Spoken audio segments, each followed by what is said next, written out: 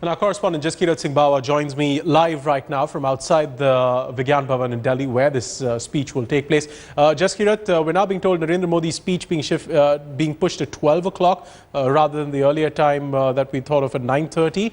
What's he expected to tell the audience gathered there?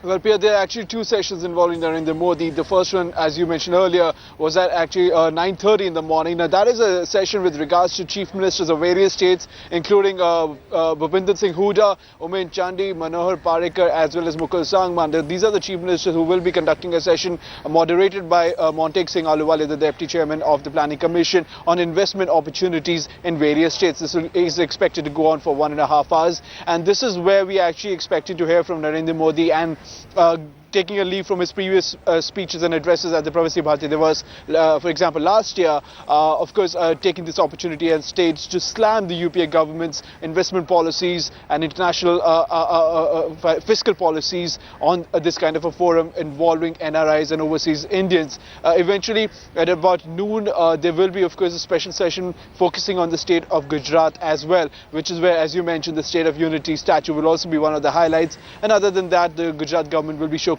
their own investment opportunities.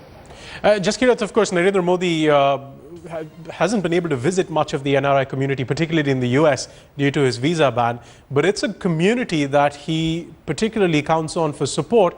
They're the guys who've been promoting him big time over the past few years.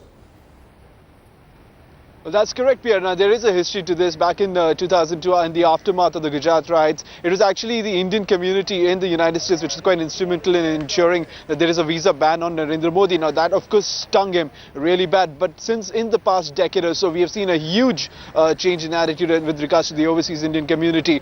Now, there's been a huge amount of online activism. There's been a lot of offline activities. Also, the Indian community overseas, not just in the NRI specifically, are not just an additional vote bank, but actually very instrumental as far as the lobbying factor is concerned. And Narendra Modi has recognized that, and we have seen a lot of initiatives being taken by the overseas Indian community. Now, having interacted with many of the attendees over here at the Pravasi Bharatiya Divas over the past couple of days, we have realized that there's a huge amount of buzz with regards to Narendra Modi. That doesn't just apply because of the anti-incumbency factor with regards to the UPA government, but also because they feel that there are initiatives he's taken in his state which could be replicated at the national level.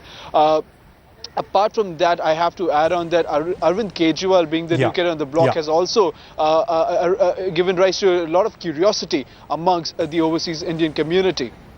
Jaskirat Singh Bawa, 9:30, a joint session of several chief ministers, 12 o'clock, Narendra Modi's speech to the NRIs. We'll come to you for updates from those sessions. For now, let's take a look at just a reminder of that programming. Of course, 12 p.m. is when we expect Narendra Modi to be speaking at Pravasi Bharatiya Divas.